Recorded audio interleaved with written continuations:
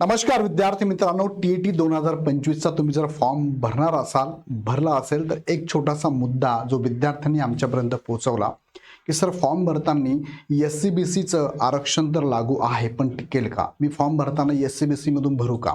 त्यात काही मुलांचा प्रश्न आहे, सर आमचं कुणबी सर्टिफिकेट निघालेलं आहे, मग आता आम्ही कशातनं फॉर्म भरू? EWS भरू, SC-BC भरू, ओपन मधून भरू की OBC मधनं भरू? सो यासारख्या असंख्य प्रश्नांची उत्तर मी तुम्हाला देतो. टेट 2025 झालेली आहे आणि टेट 2025चा फॉर्म भरताना सुद्धा हा मुद्दा खूप गाजला होता, महत्त्वाचा होता की फॉर्म भरताना तुम्ही EWS, SC-BC, OBC की ओपनमधनं भरावा. त्यानंतर फॉर्म भरल्यानंतर सुद्धा टेट एक्झाम टेट एक्झामनी परत एकदा मुलांना संधी दिली होती तुमच्या आरक्षणामध्ये बदल करण्यासंदर्भात. त्यात त्यांनी महत्त्वाचे नोटिफिकेशन पण दिले होते. ते काय थोडक्यात मी तुम्हाला दाखवतो, जेणेकरून त्या नोटिफिकेशनच्या आधारे तुम्हाला समजून जाईल की आत्ता फॉर्म भरताना आपण कोणत्या कॅटेगरीमधून फॉर्म भरला पाहिजे. सो काही प्रश्न तुमच्या समोर ठेवले. EWS, SC-BC सर्टिफिकेट कुणासाठी आहे? TETचा फॉर्म कोणत्या कॅटेगरीतून भरावा? ओपन मराठा उमेदवारांना EWSचा फायदा घेता येणार का? आणि ओपन SC-BC, EWS, OBC गोंधळ काय, नेमका अडचण येणार का? या संदर्भात हा व्हिडिओ बघितल्यानंतर तुमच्या सगळ्या अडचणींचं सोल्युशन तुम्हाला मिळून जाईल आणि मग तुम्ही फॉर्म भरायला मोकळे असाल. सो शेवटपर्यंत हा व्हिडिओ बघा, मी तुम्हाला माहिती देतो. तत्पूर्वी नेहमीप्रमाणे मी तुम्हाला प्रमोशन ॲक्टिव्हिटी करतोय. TETच्या दोन्ही बॅचेस म्हणजे शिक्षकांसाठी एक बॅच आहे आणि फ्रेशर विद्यार्थ्यांसाठी एक बॅच आहे. शिक्षकांना आचार्य बॅच आहे, फ्रेशरला 7.0 बॅच आहे. दोन्ही बॅचमध्ये फॅकल्टी तुम्हाला सेम आहे, दोन्ही बॅचमध्ये मात्र शिकवण्याचा पॅटर्न वेगळा आहे. आचार्य बॅच शिक्षकांच्या वेळेनुसार त्यांच्या ॲब्सॉर्प्शननुसार ही बॅच घेतलेली आहे आणि द्रोणा बॅच फ्रेशर विद्यार्थ्यांसाठी त्यांच्या वेळेनुसार असणार आहे. दोन्ही बॅचमध्ये तुम्हाला प्रत्येक विषयाला सेपरेट फॅकल्टी आहे. दोन्ही बॅचमध्ये तुम्हाला PDF स्वरूपात नोट्स आहे, टेस्ट सिरीज अवेलेबल आहे, डाऊट क्लिअरिंग सेशन आणि मेंटरिंग सेशन पण अवेलेबल आहे. दोन्ही बॅचमध्ये ॲडमिशन घेताना तुम्ही जर आमचे विद्यार्थी असाल, सपोज TET, टेट, CTT किंवा केंद्रप्रमुख बॅचला, तर तुम्हाला 50% ऑफ आहे. ऑफ घेण्यासाठी तुम्हाला ओल्ड स्टुडंट नावाचा हा कुपन कोड वापरायचा आणि ही बॅच कंडक्ट करायची, परचेस करायची. दोन्ही बॅच तुम्हाला चालू होते बघा 17 सप्टेंबरपासून, म्हणजे आज सगळं यूट्यूबला लाईव्ह लेक्चर होते, उद्यापासून ॲक्च्युअली बॅचमध्ये लेक्चर चालू होणार. ही सगळी टीम तुमच्या समोर असणार आहे. CTTची आणि CTT प्लस TETची पण बॅच आपल्याकडे अवेलेबल आहे, पण ही बॅच मला सजेस्ट करत ही बॅच आता न घेता तुम्ही फक्त आता TETवरती फोकस करावा. ओके, चला मुख्य मुद्द्याकडे मी तुम्हाला घेऊन जातो. RTची इन्फॉर्मेशन अंतर्गत माहिती आपल्यासमोर अशी येते की मराठा उमेदवारांना EWSचा फायदा घेता येणार का? याचं उत्तर थोडक्यात सांगायचं म्हटलं तर मराठा कॅन्डिडेट जे असे आहेत जे मराठामध्ये मोडतात अशापैकी बघा, लक्षात घ्या, जे ओपनमध्ये येतात त्यापैकी जे मराठा कॅन्डिडेट आहे त्या मराठा कॅन्डिडेटला आता SC-BC लागू झालेला आहे. ओके, आणि दुसरं मराठा सोडून जे इतर आहे, इतरमध्ये काय येतात, फॉर एक्झाम्पल इतरमध्ये ख्रिश्चन असतील, मुस्लिम असेल, ब्राह्मण असेल वगैरे, तर त्यांना मात्र EWS लागू आहे. हा पहिला मुद्दा क्लिअर झाला असेल. सो जे मराठा कॅन्डिडेट आहेत त्यांना, त्यांच्याकडे जरी आता त्यांच्याकडे EWS सर्टिफिकेट असेल तर ते त्यांनी वापरू नये, कारण मराठा कॅन्डिडेटला आता फक्त SC-BC लागू आहे, ते EWSचा फायदा घेऊ शकत नाही. जर तुम्ही EWS मधून फॉर्म भरला तर भविष्यामध्ये तुमच्यावरती अपात्रता काय म्हणूया, तुमच्यावरती प्रॉब्लेम येऊ शकतो, नुकसान होऊ शकतं किंवा अप्राप्त तुम्ही होऊ शकतात.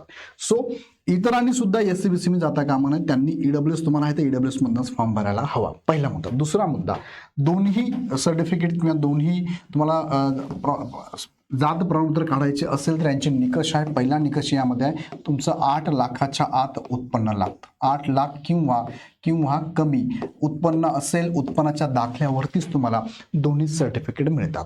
दुसरा मुद्दा. तिसरा मुद्दा असा आहे की EWS सर्टिफिकेट तुम्हाला दरवर्षी काढावं लागतं. काय? EWS सर्टिफिकेट तुम्हाला दरवर्षी काढावं लागतं.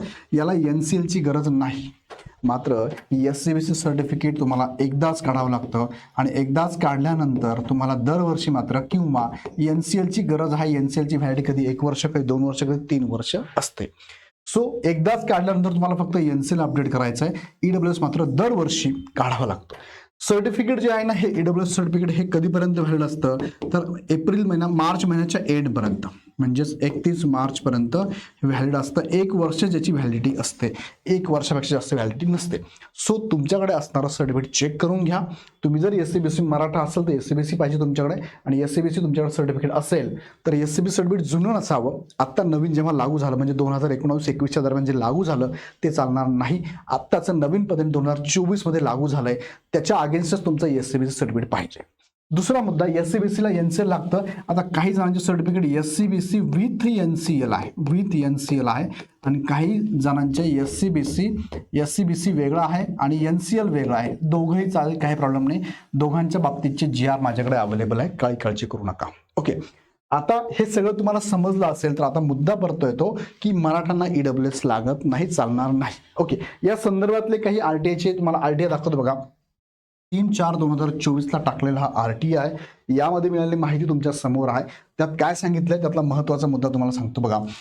शासन पत्रकाद्वारे प्रमाणपत्र देण्यात सर्वसाधारण सूचना देण्यात आलेल्या आहेत. तसेच मराठा समाजास SCBC 10% आरक्षण निश्चित करण्यात आल्याने EWS प्रवर्गाचे लाभ मराठा समाजास अनुज्ञेय नाहीत. हा RTI मधून काढलेली माहिती आहे. सो तुम्ही EWSचा फायदा घेऊ शकत नाही, तुम्ही SCBC घेऊ शकता.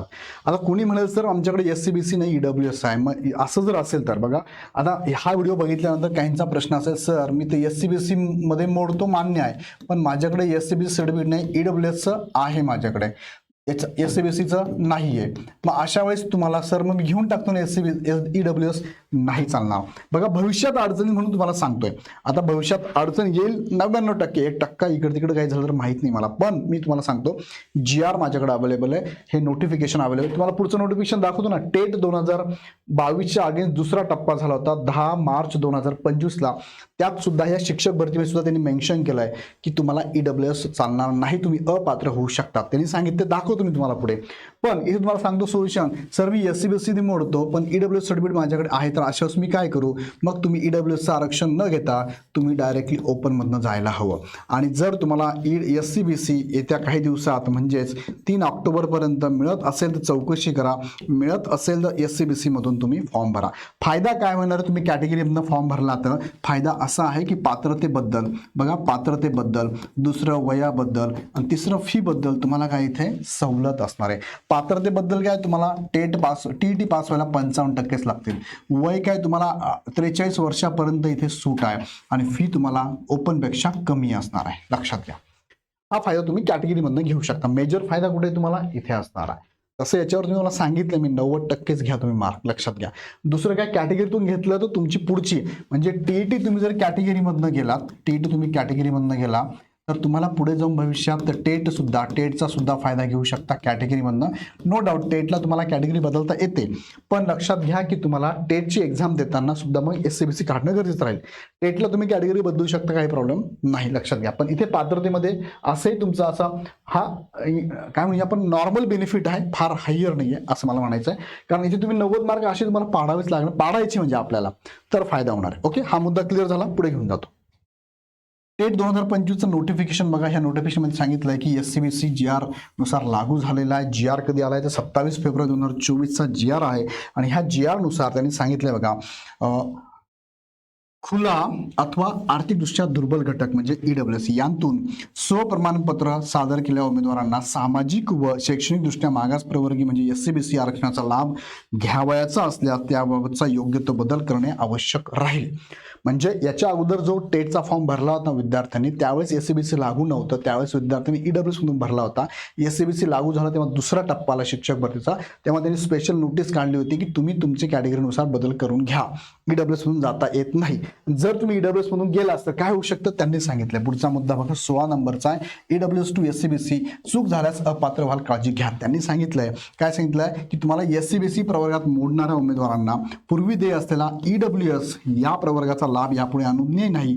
सबब आरक्षण धोरणातील बदलामुळे यापुढील नवीन जाहिरातीच्या वेळी उपरोक्त नमूद उमेदवारांना त्यांचा योग्य तो प्रवर्ग निवडण्यासाठी सुविधा देण्यात आलेली आहे. त्यामुळे वर नमूद क्रमांक 14-15 प्रमाणे योग्य तो बदल करावा, अन्यथा त्यास उमेदवार स्वतः जबाबदार राहील असंही त्यांनी सांगितलं होतं. याच्या बऱ्याचशा नोटिफिकेशन आल्या होत्या, त्या मी तुम्हाला दाखवत नाही, पण इन शॉर्ट तुम्हाला सांगायचं म्हटलं तर तुम्हाला इथे जर कॅटेगरी आपण जर बघितली तर तुम्हाला कॅटेगरीत कोणत्या कॅटेगरीतनं फॉर्म भरला पाहिजे. जर तुम्ही SC-BC मध्ये बसत असाल तर तुम्ही SC-BC मधनं फॉर्म भरा, बरोबर आहे. तुमच्याकडे जर सर्टिफिकेट नसेल तर तुम्ही ओपन मधनं फॉर्म भरू शकता आणि असे तुम्हाला 90 मार्क पाडायचे 150 पैकी. हा, त्यानंतर तुम्हाला इथे जरी तुम्ही TET एक्झाम SC-BC मधनं दिली तर टेट तुम्हाला इथे बदलता येतंय का, तर यस, इथे तुम्हाला बदल करता येतो, कॅटेगरीमध्ये बदल करता येतो. ओके, पुढे घेऊन जाऊ. तुम्हाला जर तुमच्याकडे काय म्हणूया आपण OBC सर्टिफिकेट तुमचं निघत असेल, म्हणजे कुणबी सर्टिफिकेट असेल तर OBC मधनं फॉर्म भरा. पण आता तुमच्याकडे OBC सर्टिफिकेट नसेल तर तुम्ही डायरेक्टली ओपन मधनं फॉर्म भरू शकता. इथे सुद्धा तुम्हाला टेटला परत इथे चान्स मिळणार आहे, तुम्हाला कॅटेगरीनुसार फॉर्म भरायचा. ओके, तिसरा मुद्दा आहे की तुम्हाला SC-BC नाही आहे, EWS नाही आहे, OBC पण नाही, तर सगळ्यांना सांगतो मी तुम्हाला, जर नसेल तर तुम्ही ओपन मधनं फॉर्म भरला तरी चालणार आहे. फक्त त्या पात्रतेनुसार तुम्हाला अभ्यास करून इथे पात्र व्हावं लागणार आहे. ओके, सो हे सगळे मुद्दे आहेत SC-BC, EWS, ओपन आणि OBCचे. मला वाटतं हेच प्रश्न तुमचे मेजर असावे, त्याचं उत्तर मी देण्याचा प्रयत्न केला. याच्या व्यतिरिक्त अजून काही प्रश्न असला मला कळवा. दुसरा एक मुद्दा की SC-BC कुणाच्या नावाचं असावं. SC-BC असेल किंवा EWS असेल किंवा OBC असेल, हे सगळे सर्टिफिकेट म्हणजे कास्ट जे असते, कास्टचे सर्टिफिकेट जे असतात ना, हे सगळे सर्टिफिकेट हे वडिलांच्या नावाचे म्हणजे स्पेशली कोणाला सांगतो, ज्यांचं लग्न झालंच आहे त्या महिलांना प्रश्न पडतो, सर कोणाच्या नावाचं असावं, तर वडिलांच्या नावाचं.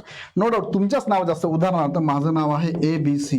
ओके, एखाद्या मुलीचं नाव म्हणूया आपण, फिमेल कॅन्डिडेट ABC नाव आहे आणि तिचं मॅरिड झाल्यानंतर आफ्टर मॅरेज म्हणूया आपण, तिचं नाव काय झालं AMN असं झालं असेल, तर ह्या मुलीची कास्ट बदलते का? नाही. ही मुलगी ज्या कास्टमधनं बिलॉंग करते ती कास्ट वडिलांचीच असते. मग तिला कास्ट सर्टिफिकेट जे लागतं कोणतंही असेल तर ते कोणत्या नावाचं असेल, ते ABC नावाचंच असेल, AM नावाचं नसेल. लक्षात घ्या मला काय म्हणायचंय. सो मॅरिड झाल्या मुली जर असतील त्यांना पण वडिलांच्या नावाचंच कास्ट लागते आणि मुलाला असंही लग्न हो अथवा न हो त्यांना वडिलांचंच लागतं. ओके, सो तुमचा डाऊट क्लिअर झाला असेल तर मला कमेंटमध्ये नक्की कळवा. आणि इग्नाइट अकॅडमीकडनं ज्या बॅचेस लॉन्च केल्या आहे लगेच जॉईन होऊन जा, कारण उद्यापासून बॅचेस चालू होत आहे आणि तुम्हाला इथे बुक्स पण अवेलेबल आहे. PYQचं बुक्स अवेलेबल आहे, सगळ्यांनीच घेऊन टाका, आत्ता ऑर्डर करा. किंवा पेपर 2चं पुस्तक अवेलेबल आहे, पेपर 1चं अवेलेबल आहे आणि अध्यापन शास्त्र बालमानसशास्त्र पुस्तक पण अवेलेबल आहे. ही सगळी पुस्तकं तुम्ही ऑर्डर करू शकता आपल्या ॲपवरनं, Amazonवरनं किंवा शेजारच्या बुक स्टॉलवरनं पण घेऊ शकतात. व्हिडिओ आवडला तर लाईक मात्र नक्की करा. तुमच्या मुलांना, विद्यार्थ्यांना, मित्रांना शेअर नक्की करा. आणि तुमच्या मनात अजून प्रश्न असेल तर मनात नका ठेवू, खाली कमेंट बॉक्समध्ये टाकून द्या. पुढचा व्हिडिओ त्याच्यावरती घेतो मी नक्की. आणि अजून तुम्हाला या व्हिडिओबद्दल काही प्रश्न असेल ते पण टाका आणि आवडला तर मला कमेंटमध्ये नक्की कळवा. आणि बॅचेस किंवा पुस्तक घेण्यासाठी ॲप डाउनलोड करून डायरेक्ट परचेस करा. काही शंका असेल तर 8888 25 117 ह्या नंबरला नक्की कॉल करा. तुर्तास थांबतो, पुन्हा व्हिडिओ नेक्स्ट व्हिडिओमध्ये. धन्यवाद.